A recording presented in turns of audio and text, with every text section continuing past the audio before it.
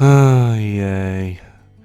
So apparently, because I had too much crit, it was skewing my results. So we do the exact same thing, and as you can see, there's like the only red is the DTA on contractors. So that's just a direct amp for both, rather than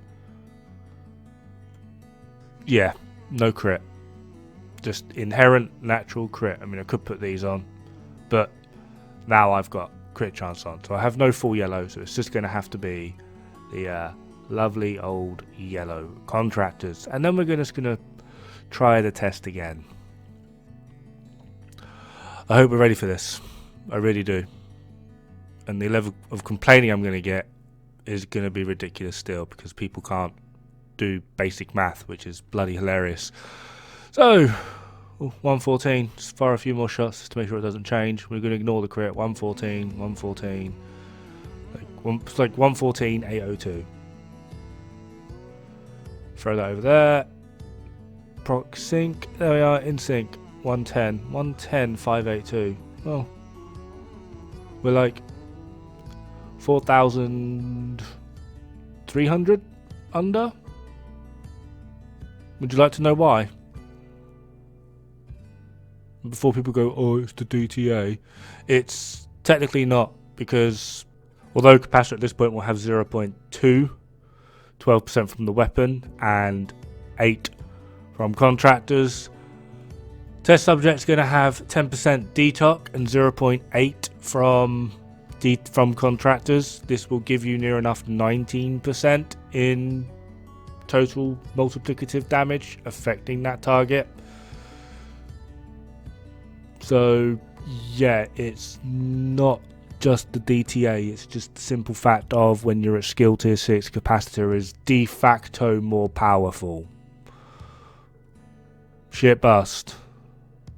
If you don't understand that 45 is a bigger number than 40, then I cannot help you. I then had a lot of people going, but on legendary, like due to all the health, like over half the damage you would, like literally saying over half the damage you do is pure health damage. Oh god. And then there's everyone going, but you want capacitor on legendary because it's easier to get the stat, blah blah blah. Alright, fine, we'll play this game. I've just woken up, so the happy me isn't here yet. I'm not even finished my morning coffee, but yeah, here is a table for every enemy, normal, hard, challenging, heroic and legendary. It shows you their health, their armor, their total for normal, veteran, elites, named, bloody fucking blah. It's all there, right? I then went through a bunch of people's footage that they've sent me for their solo legendary runs. We're just going to do this on solo.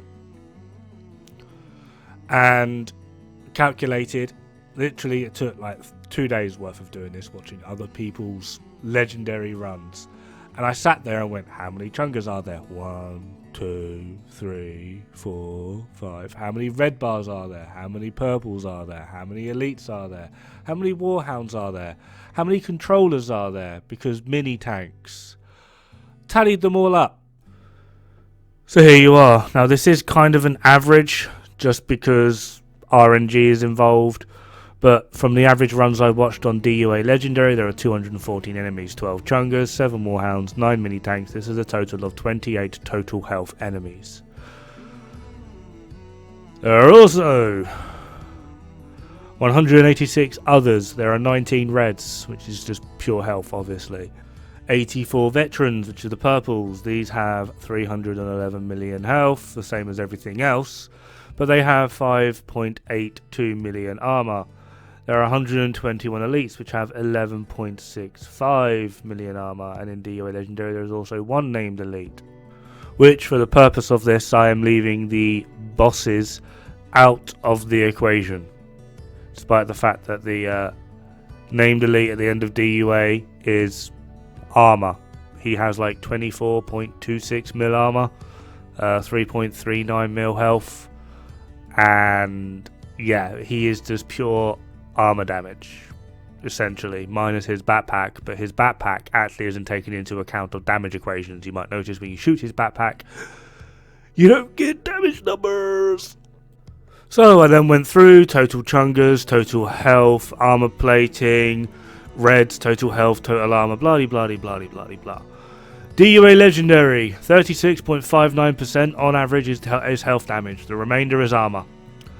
Capital, 37.4% is health damage. Remainder, armor. Roosevelt, 36.02 health damage. Remainder, armor. Tidal Basin, 35.46 health damage. Remainder, armor.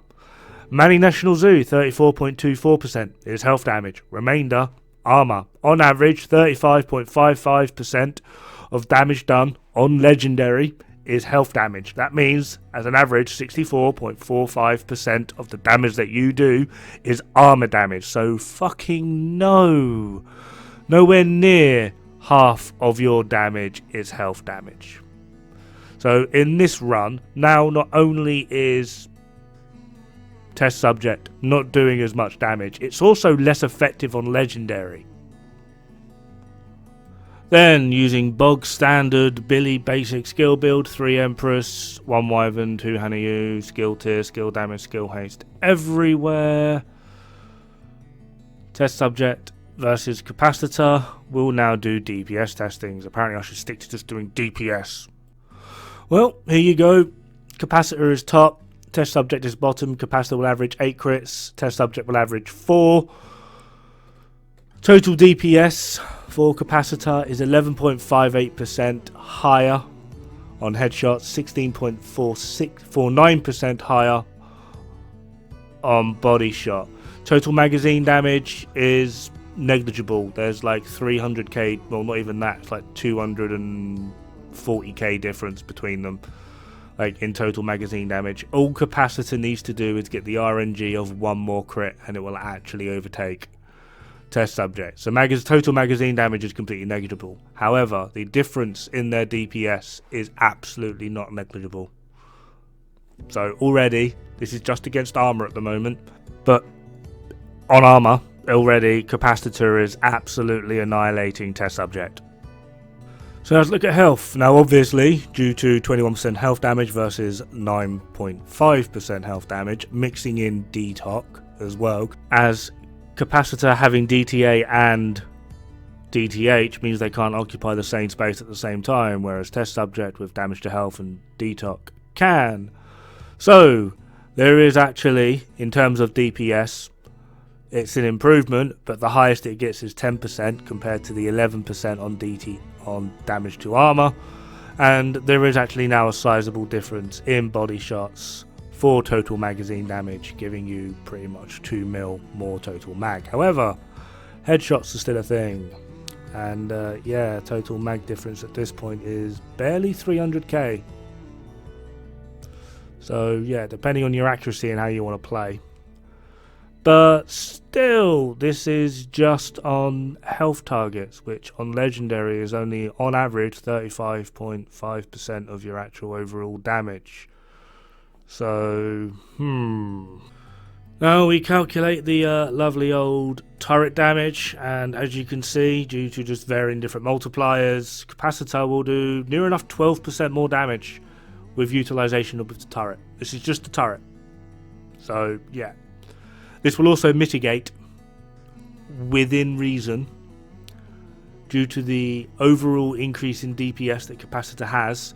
The whole, oh, but you've got to stack it argument is out the window now, because it's going to do that much more at top end, and capacitor is going to do that much more damage building up the stacks, that the overall damage difference between them ends up being about 2% in favor of capacitor.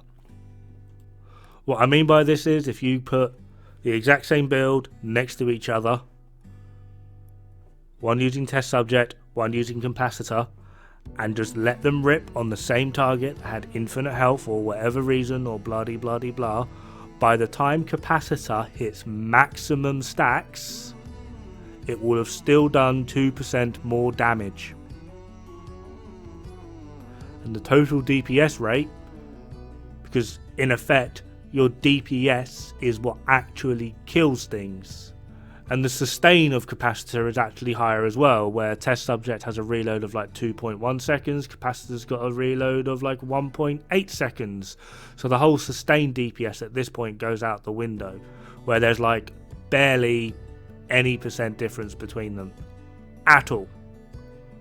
And we can show this by calculating the overall DPS of capacitor with its turret and test subject with its turret, and then cross-referencing it to the amount of armor and health damage that you will potentially do across a legendary mission.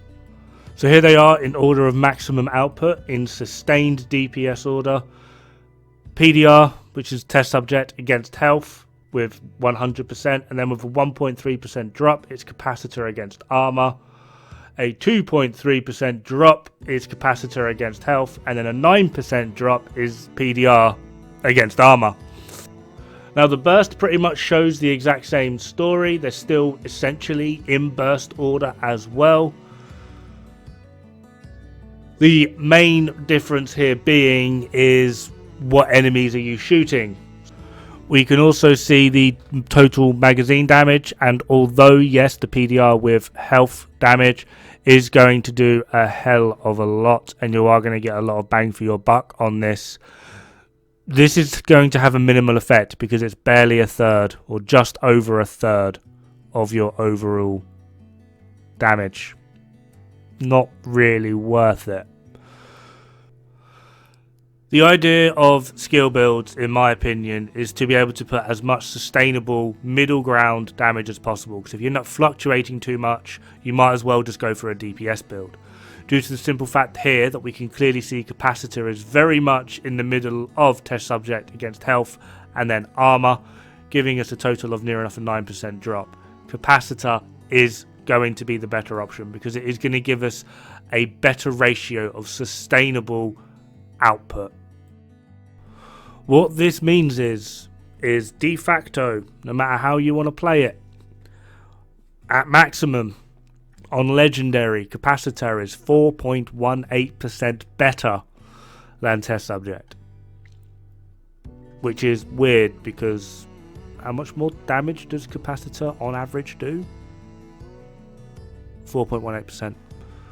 Now, this is against legendary, where there is a higher density of health targets, such as chungers, warhounds, mini tanks. Black Tusk also have the highest population of actual health targets. Most other enemy factions just have a chunga, a few reds, and obviously purples and yellows. They don't really have like actual full-on health targets aside from maybe a turret that they put up.